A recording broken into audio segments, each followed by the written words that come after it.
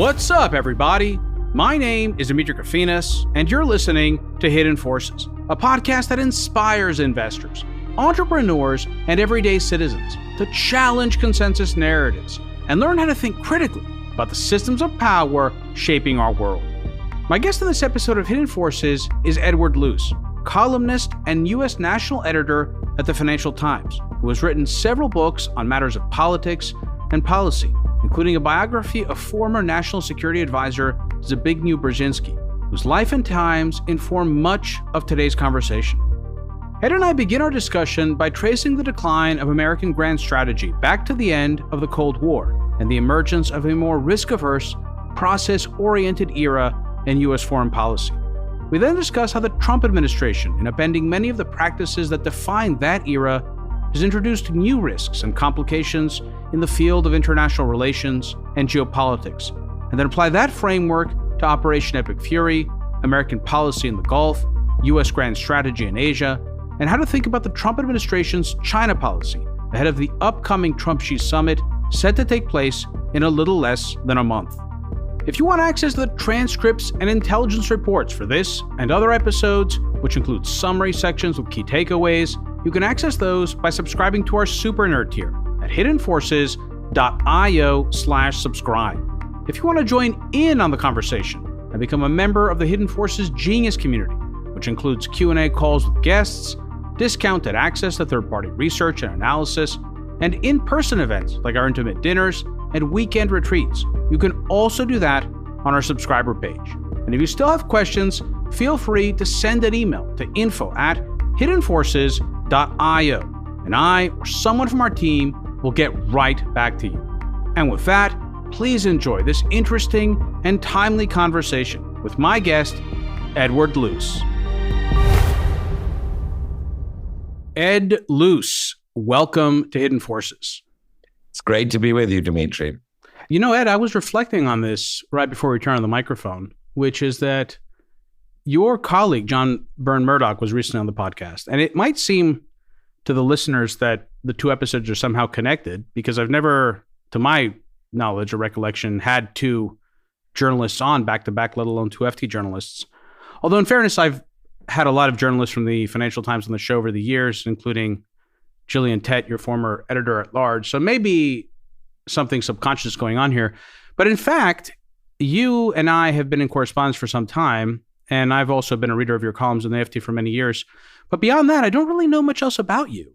I know that you were a speechwriter during the Clinton administration for Larry Summers, but that's about it. So maybe the best place to start is to learn a little bit more about you. What's your deal? What's your life story? How did you get into journalism? Well, I'm British and I'm really bad at describing myself. I think I'm quite good at describing other people. Why do you think that is? You feel uncomfortable? Even though I'm a columnist now, I still have that reportorial gene, which tells you the story is not about you. But so, yeah, I'm British. I mean, I'm from London. And I've had a fairly dull career in terms of jumping around. Most of my career has been at the Financial Times. You're right. I was speechwriter to Larry Summers when he was Clinton's Treasury Secretary. So the end of the 90s, 2000, first 20 days of 2001. And I did start out with The Guardian as their Geneva correspondent in the sort of early to mid 90s. And I've written a bunch of books, taught a little bit at universities. But by and large, I've been Financial Times and Financial Times based abroad for most of the time. So although my accent, it continues to sound very BBC, I've spent more of my adult life in the United States than I have in Britain, here in Washington, D.C., most of it. How do you like D.C.? How do you think it compares to London? Well, it's a village, really. I mean, it is a small town. It's also a company town. Although Northern Virginia does have, quite a few non-defense industry related private sector investments nowadays, it's still basically a government town. And it is fashionable to hate Washington. I have to admit that, I'm fortunate enough to live in Georgetown, which is a gorgeous neighborhood. It's one of the best neighborhoods in the world, in my opinion.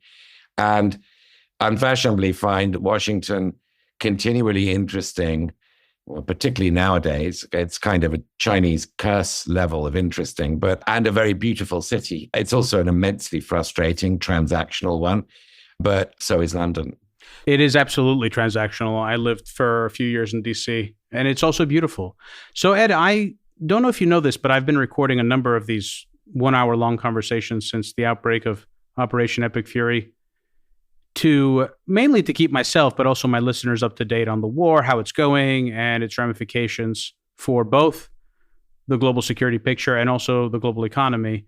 This interview was originally scheduled with that in mind, but I think because you've written so many books and even more articles, including one that comes readily to mind that I mentioned to you before we turn on the microphones about former national security advisors Zbigniew Brzezinski and Henry Kissinger, whose careers both offer, I think, some really interesting contrasts to the current crop of diplomats and strategists. I think this will invariably be a much bigger picture conversation where the war is concerned. Now, just from my recollection, you've written 4 books, is that right? That's correct. So your most recent one is on the life and times of Zbigniew Brzezinski. Other books include The Retreat of Western Liberalism, In Spite of the Gods, which was a book about the rise of modern India, and Time to Start Thinking, which was a book about America in the age of what you call dissent. When it comes to writing books or articles, how do you decide what you want to write about?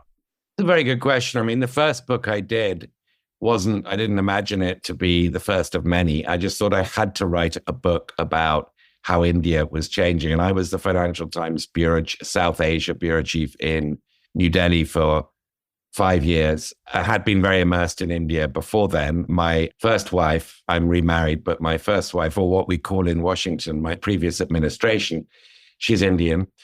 And the mother of my daughter is Indian. And so I'd sort of been very involved in India. And I felt that what continues to be true, that the West overlooks the geopolitical emerging importance of what is now the largest, most populous country in the world. And it deserved a book. And so that's how I sort of began on that track. And In Spite of the Gods, the strange rise of modern India it gave me a taste for longer form, much, much longer form writing. And the book did very well. It continues to sell. And weirdly, I just did an event about it yesterday at George Washington University.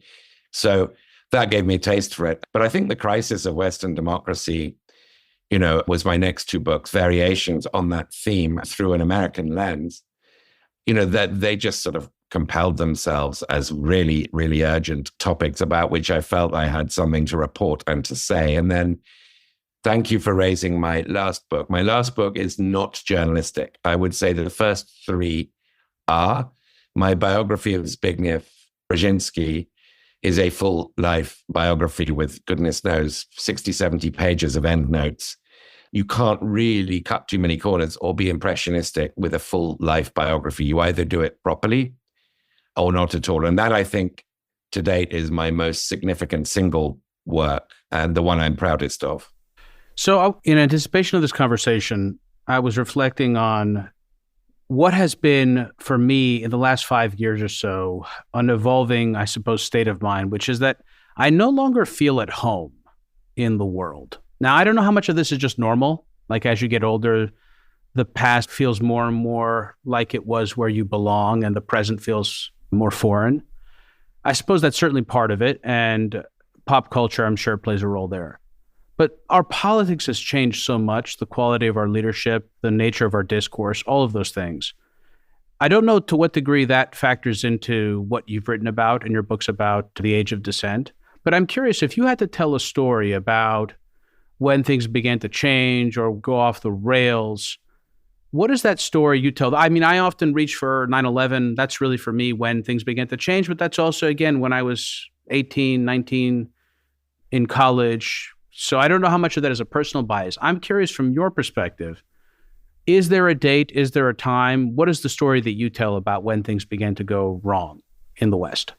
It's a very interesting question. And you're right. The age we are and what sort of forms our, memories, sort of definitive early formative years memories is definitely interlaced with any answer anybody would give to a question like that. And my, I guess, equivalent, same age, but 12, 15 years earlier, defining moment was the end of the Cold War. I was 21. I was studying at Oxford University as an undergraduate, and I was 21 when the Berlin Wall fell on November the 9th, 1989. And that day, it was an incredibly exciting historic event. And that day, I got 4 other friends, students.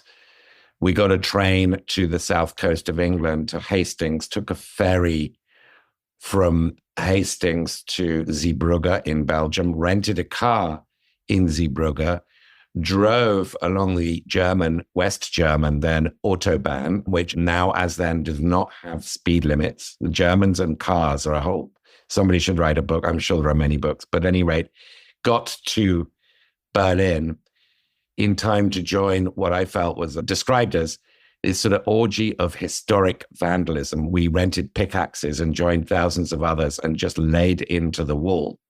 Got pretty drunk like everybody else. And I think that how we responded collectively, the West, and in particular the United States, to this moment of triumph was seminal in what is going wrong today. We got drunk on hubris and on the belief that history was over and that there was one way of doing things. And we were at the top of the ladder, and we can help you climb up the ladder, but there's only one ladder and there's only one destination. And we stopped doing what I think we did very well during the Cold War, which is learning about others, adjusting perspective, thinking strategically. And so I think the 1990s, somebody I think perhaps a bit unfairly described the Clinton administrations as holidays from history. Now, I think, Clinton's, that sells him a little bit short. But the 1990s, I think, by and large, squandered the extraordinary advantage we had in the West to reach out to other parts of the world and forge new partnerships, reform the global sort of institutions to adapt to the emerging sort of 21st century world. And we didn't do that. And then, of course, 9/11 happened. And we went really dangerously. And I think we're still heading dangerously in the wrong direction, alienating other great powers. On the original post-war Cold War supposition, the geopolitics, great power rivalry is over, that somehow it's a thing of the past. And a tremendously naive misreading of the recurring folly of human nature and human history. We're not escaping that. And I think we're paying a price for continuing to think that we can. So you kind of preempted my next question, but I'm going to maybe reformulate it and take a quote from that article that I mentioned where you talked about Brzezinski and Kissinger. And Kissinger, apparently you interviewed numerous times for that specific book. I don't know if you interviewed him in other instances. So here's the quote. You write, "The question is whether Americans can ever understand that we are living in a continuous experience that has no end and that you can never segment life into different problems," Kissinger said. "As Europeans, we knew that we were living in a continuous history. It never comes to an end." He might also have quoted the great American novelist William Faulkner, who said, "The past is never dead. It's not even past." How does that speak to what it is that Americans get wrong about the past, and in particular, our post-war history? And is that endemic to the American experience? Is that especially unique to American culture? In other words, is it only an American culture that would have produced an end of history type document like that, which resonated so much, written by Francis Fukuyama? Or do you think any empire would have fallen into this trap? I think to some degree, the British might overlap with the Americans in this regard. I mean, and there are still sort of strands of Britishness in America's DNA. And, I grew up, it became a joke when I was growing up, but it wasn't originally the idea that God was an Englishman because the sun never set, and there was a joke. I think it's apocryphal, but it might as well be true. Some newspaper headline in the 1920s, 1930s, "Fog over the English Channel, continent cut off," meaning, the center of everything is London and they've been cut off from us. So I think there is a certain sort of within the semiotics, if you like, of the English language, there is a certain arrogant universalism that believes that we created this world. It's in our language, and we have proclaimed the universalist ideals to which everyone else should aspire. And by the way, I do subscribe to most of those ideals. What I'm questioning is our grasp of what it takes for both others and ourselves to realize those ideals.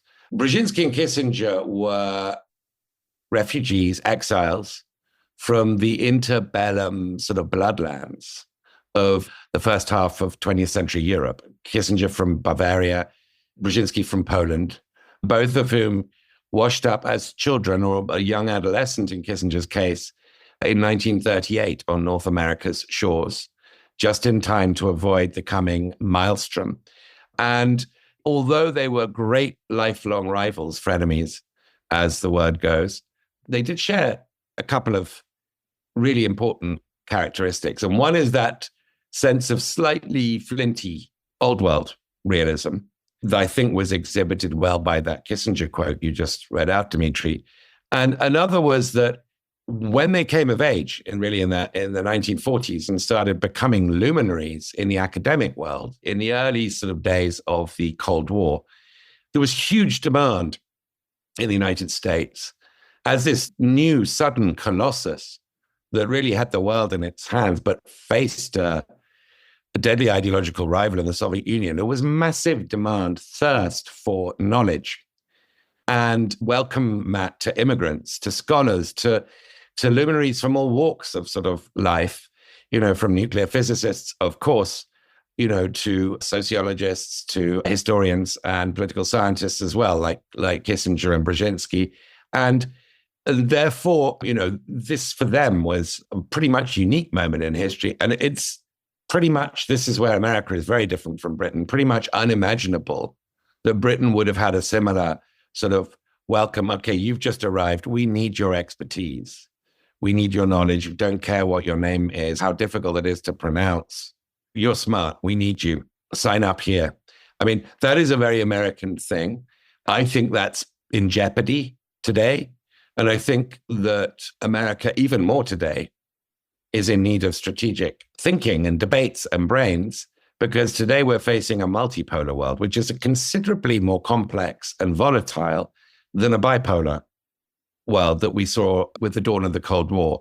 And yet the appetite for that seems to have, and this is where the hubris thing comes in, seems to have waned. So, I mean, that's a rather long answer to your very good question. And that, of course, also answers a potential other question you might have, which is, why did I choose to write a biography of Zbig Brzezinski? Yeah, why don't you take that question? Because that was one of my questions. I mean, both, why did you choose to write a biography about him, and what were the notable things that you learned in the series of interviews? Well, actually, you didn't, had he passed away by the time that you decided to write the biography? He passed away in 2018. Okay, but had you had a chance to interview him before, or to speak with him ever, or meet him before? I know you spent quite a bit of time with his family, but... Yeah, I got to know him reasonably well. I mean, I had no idea that I was going to, when he was alive, that I would end up writing his biography. But I used to meet him for lunch. I mean, he was, as a sort of reporter in DC, he kind of stood out in terms of his ability, whether you agreed with him or not, his ability to cut through the noise and the sort of extraneous detail to what is the sort of core geopolitical trade-off we're facing here? I don't know, with the Iraq surge, say, or, the Libya, or whatever the issue might be that I wanted to ask. Which he was opposed to, if I remember correctly. Wasn't he opposed to the Iraq war? He was very much opposed. And he felt that the global war on terror after 9/11 was mishandled and created a sort of boomerang effect. He made himself pretty unpopular on the right, having been weirdly quite popular with conservatives when he was Carter's national security advisor. He was known as Darth Vader in those days because he was hawkish. And he was a primary architect of the U.S. strategy to support the Mujahideen against the Soviet invasion of Afghanistan in 1979, was he not? Yes, he did, which is a very controversial chapter in his, there are a lot of controversial chapters. I mean, he advised Carter on how to handle the Iran hostage crisis, in terms of history never being dead, the past not being past.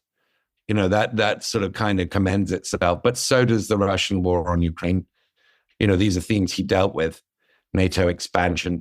But I guess the reason I sort of chose to write this is because the family offered me these amazing diaries that he kept as national security advisor, which he sort of spoke into a dictaphone on the car on the way back from the White House to Virginia, his home in Virginia every evening. And he spoke in fully formed paragraphs, and they're very comprehensive, extremely interesting, hitherto untapped, mostly untapped diaries. He hadn't shared them with anybody when he was alive. And once the family agreed that they couldn't redact anything and they couldn't edit or see my book before it was published, then I got just too intrigued. I couldn't stop reading. So as I mentioned, I went to college between 2000 and 2004. One of my majors was in political science with a focus on international relations and foreign policy. And so I came of age during a time when international relations as a discipline had become formalized and technocratic in what was then the post-Cold War era.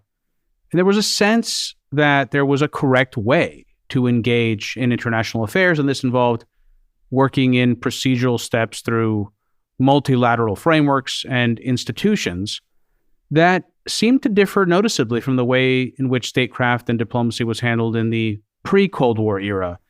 And for the purposes of this discussion, in particular, the eras of Kissinger and Brzezinski, how would you say that those great grand strategists, as you've referred to them, differ from the crop of international relations technocrats and think tank intellectuals that have run U.S. foreign policy in recent decades? And I'm thinking now of people who populated the administrations of folks like Bill Clinton, George Bush, Barack Obama, and even Joe Biden. It's a good question, quite a difficult one to answer, because, I don't want to short sell, some of the foreign policy brains that are around, both at the think tanks in DC and, universities. I think, there are a lot of very smart, very educated people in the United States, some of whom speak Chinese, some of the scholars or Russian or whatever, and, who are world-class. I don't think the climate is as receptive to strategic debate in Washington. So I don't think this is a supply problem necessarily. I think it's a demand problem. I think, for the most part, I don't want to idealize the Cold War era. There were a lot of very partisan disputes. There was McCarthyism. There was a sort of whole debate and controversy around détente in the 70s. Of course, there was the massive falling out over the Vietnam War in the 60s. But broadly speaking, politics stopped at the water's edge when it came to defining what America's overriding challenge was, which was the Cold War rivalry with the Soviet Union. And this was a global rivalry. And we had never had that before in history. And so therefore, there was a lot more space and demand for strategic debate. It's hard to sort of imagine now, but in the 70s, Kissinger is national security, very controversial, deservedly controversial national security advisor, and then Secretary of State as well to Richard Nixon. That Brzezinski is seen as the democratic Kissinger, and the aspiring hopefuls, White House hopefuls on the Democratic side, 1972, then 76, courted him. They wanted him to be on their team. And Carter eventually won. It was a very improbable choice, Brzezinski. He bet on a rank outsider, is the way I put it, who goes on to win the Derby. And I really like people like, Jake Sullivan. I have great respect for Jake's capabilities, but it's not like Democratic candidates go around sort of seeking their Jake Sullivan or their whoever it might be. And as I say, no disrespect to them.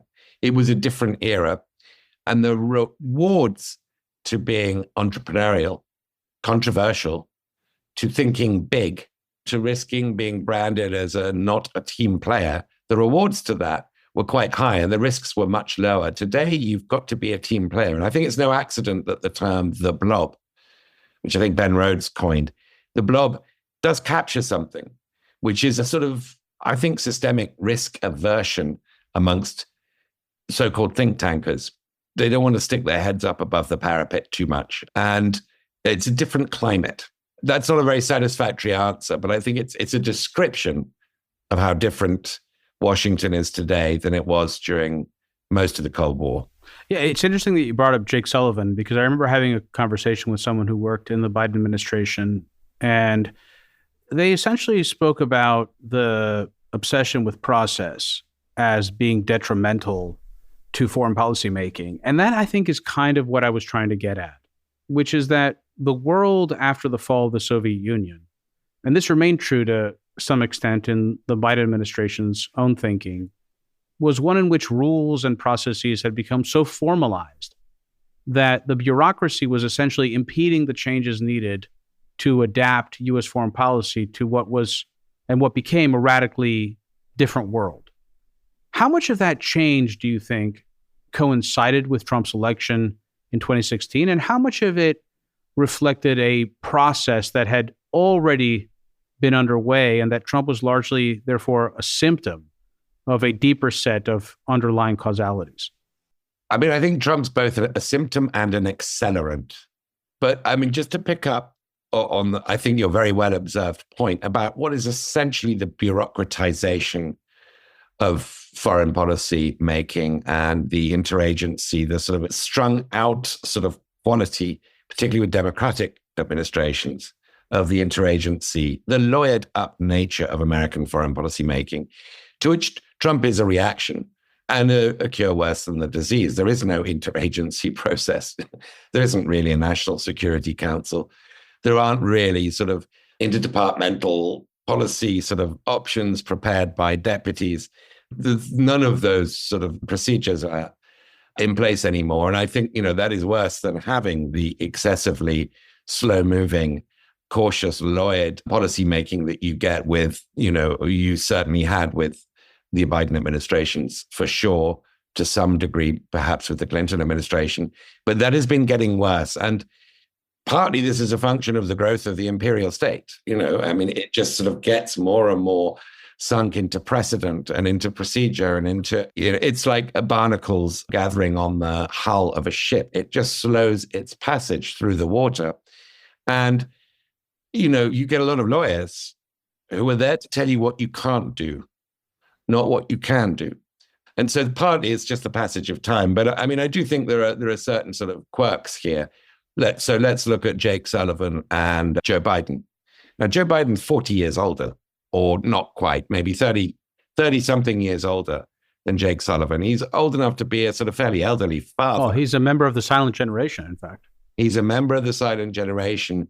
Brzezinski was like 3-4 years younger than Carter. Kissinger was about a decade younger than Nixon, but they were broadly the same generation. And they both, in very, very different ways, because they were radically different personalities, but they were both able to change their president's mind, or, in Brzezinski's case, he had stand-up arguments with Carter. There was a sense that they were intellectual equals, and there was a sort of confidence about arguing with them. Very difficult for Jake Sullivan to do that with Biden, with that age gap, and with the fact that Biden, Biden with his various characteristics, I genuinely think he's a likable, decent human being, Joe Biden, don't get me wrong, but he's also kind of thin-skinned about the fact he didn't go to an Ivy League school, and the generals always spoke patronizingly to him when he was vice president. So he's kind of a bit chippy, as they say, and therefore not pretty stubborn when he makes a decision, even if it's a bad one, like let's pull out of Afghanistan overnight, or, let's just sort of give Netanyahu as much leeway as he wants. Pretty hard for Jake Sullivan to overcome a president who's stubborn and more than 3 decades older. So that's a sort of quirky thing that could have happened in the 70s. It just happens to describe the last administration. And I do wish to double underline that for all the foreign policy questions about what went wrong and what went right in the Biden administration, I think their China policy evolved into a pretty good one, to be fair. I think Jake Sullivan is a high caliber person. So this is no reflection on Jake. No, that's such an interesting insight, the age difference. Biden was also, he was totally thin-skinned, although not all that uncommon. I can point to a number of presidents for whom this guy, including the current one, who really breaks all the records. But, Biden was very good, and it seemed that he took himself and his place in history too seriously, far too seriously. He was very conscious of it and his own stage presence. And he performed well in certain instances, like both before and after Putin invaded Ukraine, in a number of notable speeches, as well as when he arrived in Tel Aviv or wherever it was, Jerusalem, I don't know where, presumably it was Tel Aviv. after October 7th. He was very good in those moments, and you could see that those moments were very important to him, almost as though he was sort of cinematically processing them in his head. I want to go back to this point about process because I had been speaking with another person who worked at the National Security Council, high up in the NSC, and he had said that when I was asking him about sort of the difference between the Trump administration and the Biden administration, he said, well, and if I remember, I hope I'm not butchering what he said to me or misremembering, but I could swear that he said that the Biden administration had a process, but they didn't have an outcome that they wanted or the clear outcome they wanted, whereas the Trump administration has an outcome, but they don't have a process. I'm curious if you agree with that. And my second question is, what would you say the outcome is that this administration wants? Because quite frankly, I cannot tell. So I can't name this person, but it's an ambassador of a prominent country, not Britain. An ambassador has been here a long time and has known successive administrations. And he said, what is it with democratic administrations? It's like, you think you've got a deal and an agreement, and 3 years later, it still hasn't been implemented. Whereas with Trump, though we disagree with a lot of things he does, it's like he says something happens and it happens. Actually, there's a famous anecdote I was literally told recently at our Washington, D.C. dinner, where apparently this was during the recent takeover of Syria, and the Trump administration was debating taking sanctions off Syria. And then someone, whether it was Wyckoff, I don't know, met with MBS down in Saudi Arabia, and he was essentially like, or communicated to the president, I know what's going to happen. This is going to take X number of years. And basically Trump intervened and they just took them off. So to your point. And there are many examples of that, more of them bad, some of them disastrous than good. But I mean, here's one good one, and it's not directly foreign policy. I cannot imagine Operation Warp Speed happening in the Biden administration. I can't imagine blowing through all the restrictions, all the lawyers' objections, all the sort of government procedures happening under a Democratic administration. And the fact is that Trump did blow through it. There was probably quite a bit of grifting on the side, and certainly a lot of cronyism with Jared Kushner's sort of pals being involved. But it got us to mRNA vaccines at a scale way quicker than it could have been. And so, I mean, great irony that Trump's never able to boast about his single biggest accomplishment, because so many anti-vaxxers support him. But the primary example to me of the Biden administration being too slow is Ukraine. I mean, he, broadly speaking, had the right response, which is to back up Zelensky's government, but just wasn't able to do obvious things quick enough, because every single thing had to be debated as like, do we need this weapon? Would Russia respond by it? Where's its nuclear red line? It was essentially a process of a lot of second self-guessing going on, debating with, imaginary Putins in their heads. And that, of course, meant a lot of stuff that should have been, whether it's some HIMARS or whatever it might be, a lot of stuff that should have been getting to Ukraine either didn't come or came months and months after it could have been decisive or very, very much more helpful. And this is a frustrating element to democratic administrations. I mean, this is something that needs to be addressed. Now, Trump, going into Iran, which is, I think, unfolding into a potential catastrophe that in some ways rivals the Iraq War disaster. This could only happen with no interagency process, where the options are not given a chance to be properly vetted, debated, and then presented to a president who wants to read them. None of this happened. I don't think a properly due diligence-oriented administration would have got into this situation. So I do want to end our interview or spend the rest of our time talking about Trump. I do want to revisit something you said. You used the term anti-vaxxer, and I know that's going to trigger a lot of people in the audience. We have a 19-month-old at home. We didn't follow the CDC immunization schedule for childhood vaccinations. Doesn't mean we're anti-vax or against vaccinations in principle.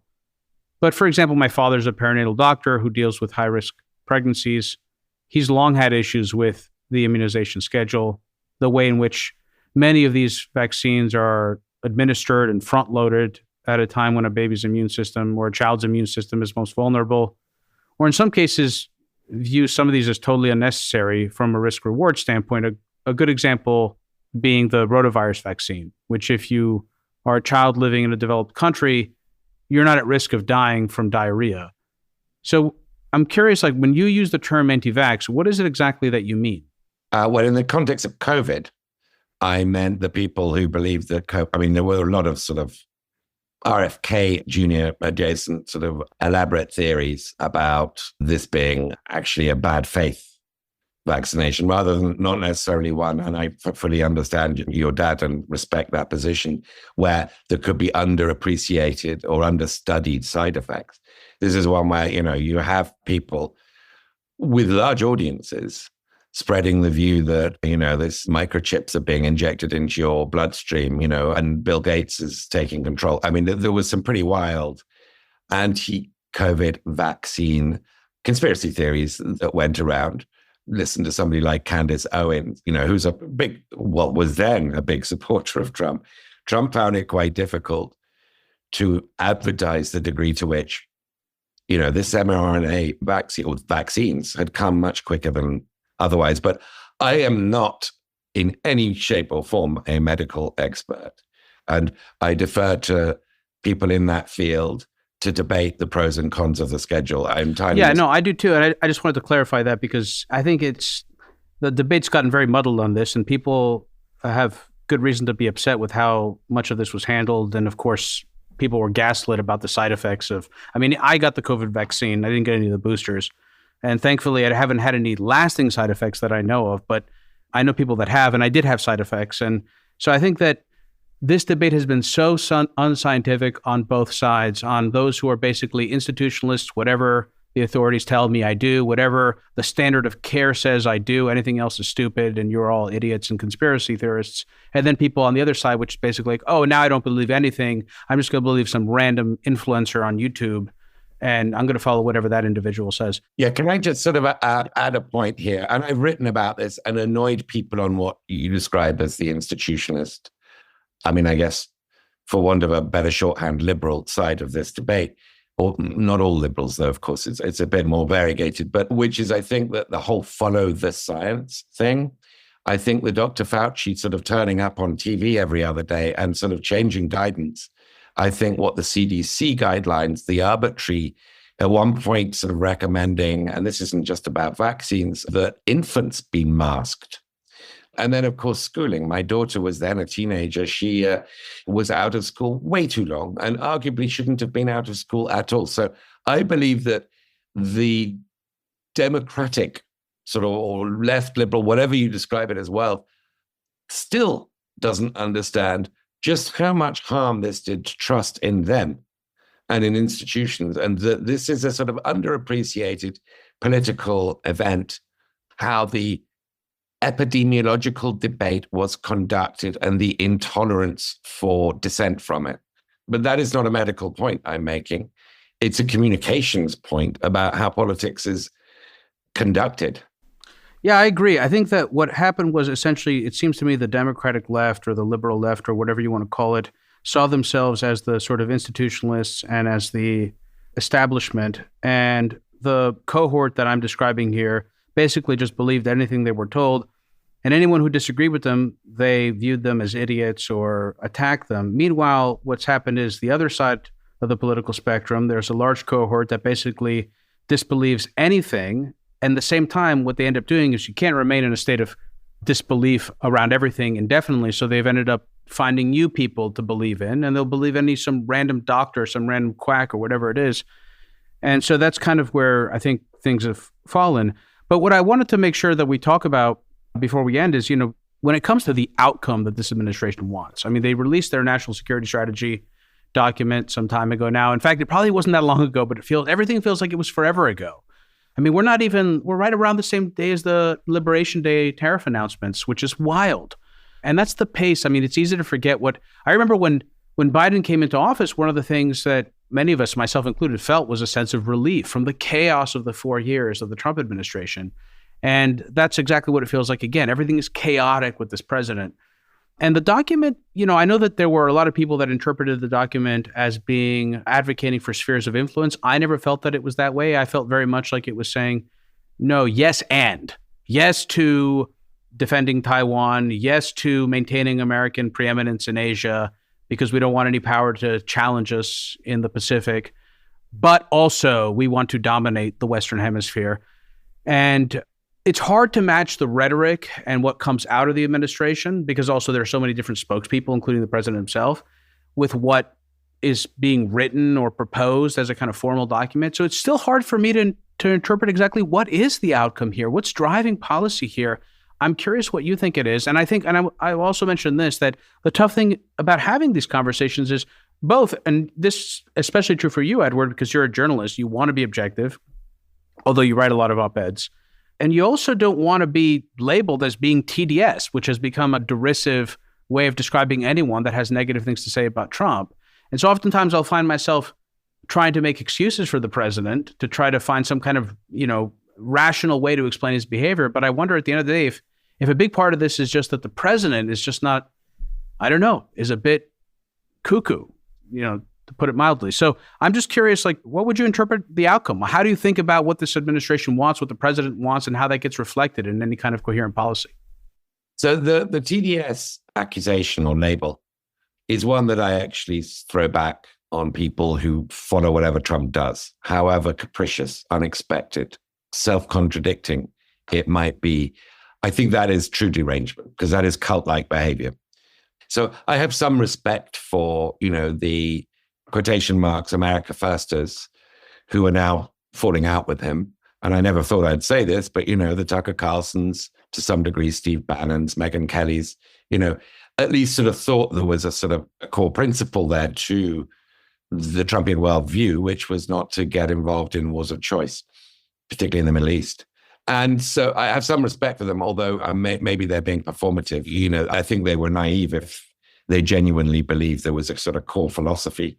The core philosophy is what Trump does. And what Trump does, you read the national security strategy and the related sort of sibling national defense strategy that came out a few weeks later. I think they came out like November and December, respectively. Give you absolutely no guide whatsoever to what Trump is going to do. I mean, there are a couple of very brief pro forma sentences on Iran in the national security strategy. There isn't too much on Taiwan either. There's more in the national defense strategy. But again, I wouldn't really pay much attention to that at all, because I don't think Trump did. I think this is a negotiation between underlings, Bridge Colby being very important with the national defense one. Various people had stated in the National Security Council for the national security strategy. But I don't think, even in sort of normal administrations, they're brilliant guides to what's going to happen, but they at least provide a sort of blueprint of what the philosophical approach is. They don't very much with Trump. The one area, to be fair, two areas where they do signal Trump's instincts and sort of build some scaffolding around it is Western Hemisphere. This is our hemisphere and, essentially Monroe Doctrine 2.0. That is, I think, consistent with Trump. And the other is this idea of civilizational erasure happening inside European liberal democracies, and that being a concern of a civilizational concern of the United States, which wishes to defend and rebuild Western civilization in its own mind. And I think that's sort of something, I don't think Trump would use that language, but that's something that he thinks, broadly speaking, is to sort of give a heuristic to how he thinks about Europe. It's all Berkeley. It's Berkeley campus. They're a bunch of liberals. They're all vegetarians. They don't fight. They don't spend on weapons. They don't mind having, Sharia law in their capital cities, etc. I think that's kind of how Trump thinks. So those are the two sort of core impulses that it brings. But the sort of quicker answer to your question, that was a longer one. The short answer to your question is that Trump's foreign policy is what Trump decides. And Trump's very capricious. I think he's more and more cornered over this Iran situation. He wants to end it quickly, but he can't find an off-ramp. And that's sort of putting psychological pressure on him. I don't buy into the school of he's suffering cognitive decline. I think he's always been like this. I think he was in the 80s arguing we should take Iran's oil. And in the early 2000s, we should take Iraq's oil. He was caught. I'm one of the journalists that have had, I've got his cell number and I've had some calls with him. He was calling journalists in the late 1970s. He was doing, by his own count, 50 to 100 calls a day when he was Roy Cohn's so-called apprentice, talking to gossip columnists, Page 3 people, calling into talk shows as Don from Queens. I mean, there are certain through lines to how Trump, to his habits and ways of thinking. And of course, he always loved tariffs. And he always thought Japan was ripping us off and the USSR wasn't such a big problem. Japan was the big problem. There's a lot of through lines there into Trump's that make him more than just capricious. But for the most part, he's a guy who rolls the dice, goes with instinct, and has suspicion of experts. And so that makes him volatile and unpredictable. So Bob Woodward had published a 3-part volume of the Bush administration, which I read, which was okay. But I loved James Mann's book, Rise of the Vulcans. I thought that was the best book I'd ever read on the history of the Bush administration. I cannot wait till someone writes the equivalent historical work of this administration. I'm going to read it voraciously. There's nothing that I look forward to more, I can tell you that right now, Edward, than a history of the Trump years. When they're over, if we're still alive, if we haven't been converted into some kind of AI liquid soup or something. Look, so we're recording this on Friday, April 17th. The markets are just, they've been yo-yoing now since this war began, and they're yoing. They're yoing way up today off the news that Iran is temporarily halting any attacks in the Strait, this being interpreted as the Strait is now open, but then the Trump administration also responds by saying, but we're still blockading the Strait. I mean, I've never really indexed too tightly to headlines. That's an understatement today. I mean, I don't pay any attention to them at all, but I also don't even know what that means. I'm curious what you understand about this recent headline or this recent news. And more generally, how do you think this is going? Where is this going to end up?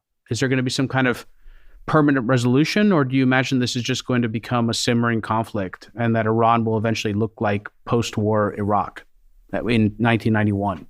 Well, the explanation for record highs recently, or surges or day gain, whatever it might be with this S&P index and then, a lowering of the bond yields corresponding, that I get is unsatisfactory. I hear people talk about normalcy bias in the markets, that they're just sort of geared more to good news because half the people trading don't remember 2008. There's no sort of memory of what real bears look like. And then others say, well, look, the AI gold rush is real and the valuations there are driving this. And that's kind of unrelated to the Iraq, unless the Iran war, metastasizes into a global conflict, then it's containable relative to the upside of this AI investment. So that's another explanation. Frankly, I don't find any of them fully satisfactory. I mean, the United States is more insulated from the blowback as a surplus oil and gas producing country. It's more insulated than, say, Europe or Asia, for sure. And that might also explain some of it. Where Trump finds an off-ramp, though, it's a much more important question in a way, because can we, psychologically have any confidence in saying, would Trump's pride stand doing a deal that is comparable to Obama's JCPOA, weaker on some points, maybe stronger on others? Can Trump's pride withstand that? Because he did pull out of that deal. It was described by him as the worst deal ever, and Obama's a fool, etc.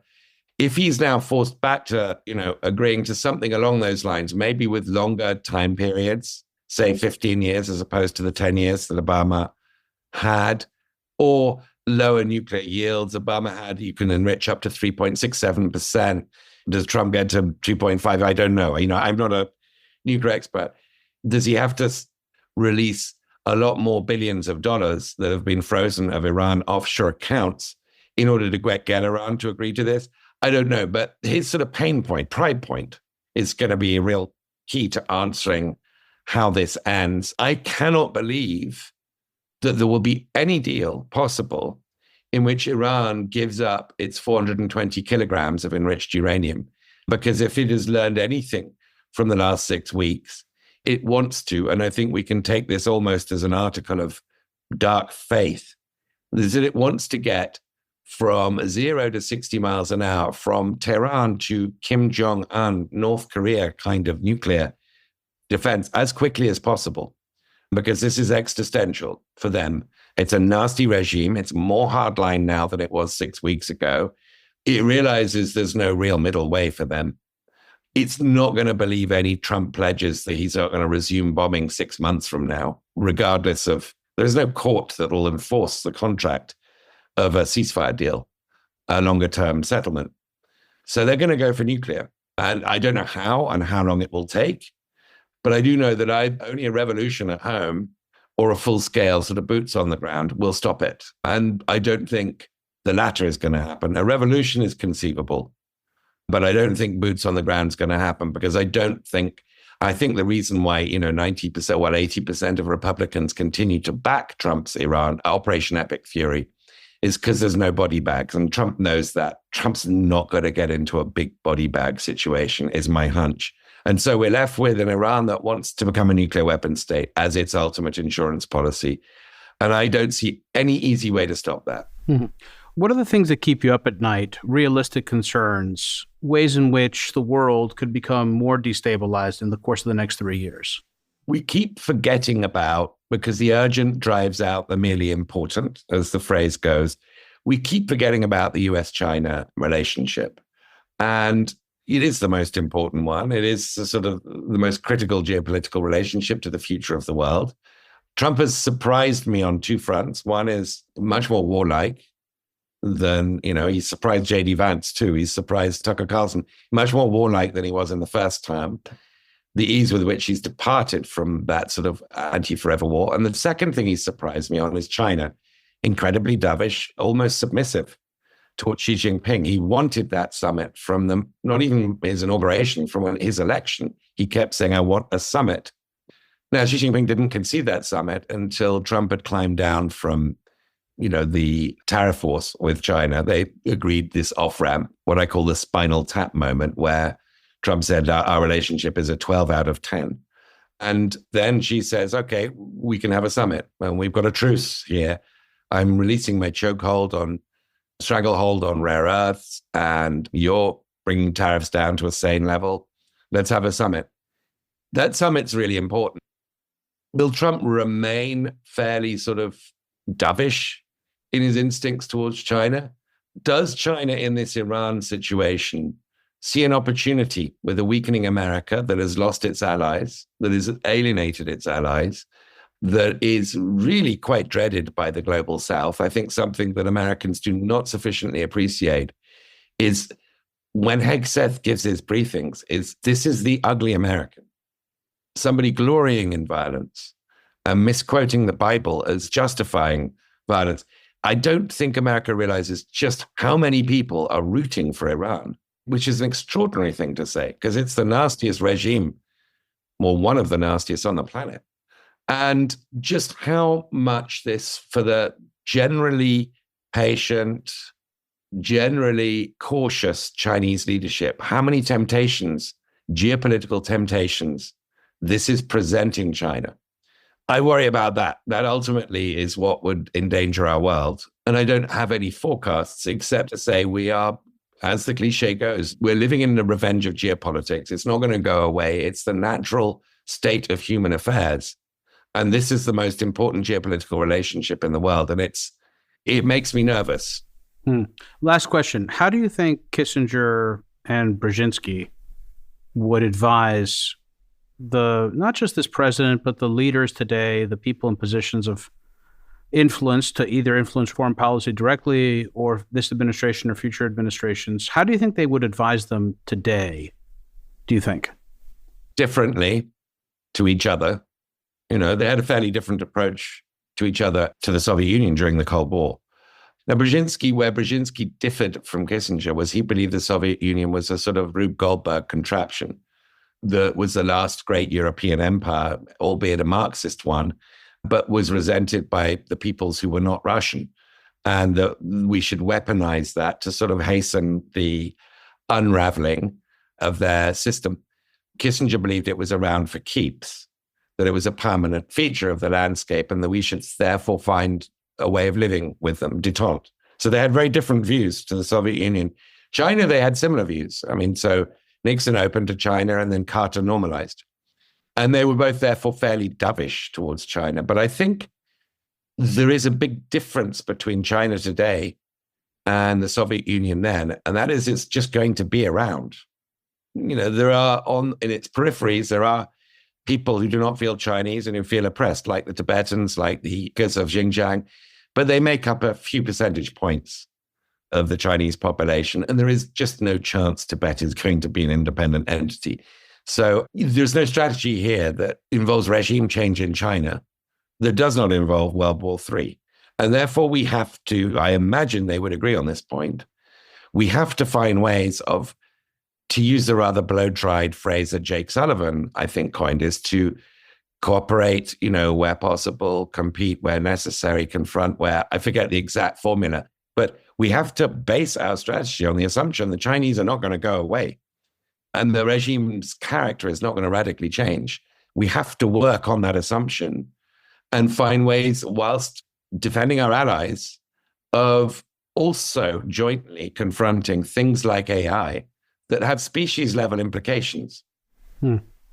Edward, it was great speaking with you. I've heard great things about the book. It's definitely on my reading list to read. So thank you so much for coming on the program. If people want to, I mean, obviously, if people want to read your work, they can go to the Financial Times.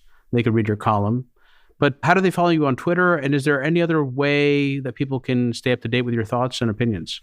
I mean, so I post all my stuff on Blue Sky and Twitter. I mean, I, sometimes regret sort of putting unvarnished opinions on those sites. Social media isn't very good for the soul or the professional persona, but mostly I just post stuff I've written or stuff that by colleagues or other people that I think is worth writing. And it's at Edward G. Luce on Twitter. And it's something like, it's Edward Luce B Sky on. So that's where I post stuff by me and others.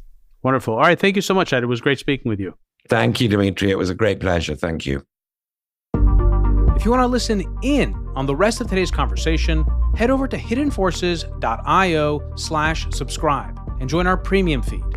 If you want to join in on the conversation and become a member of the Hidden Forces Genius community, you can also do that through our subscriber page. Today's episode was produced by me and edited by Stylianos Nicolaou. For more episodes, you can check out our website at hiddenforces.io. You can follow me on Twitter at Kofinas, and you can email me at info@hiddenforces.io. As always, thanks for listening. We'll see you next time.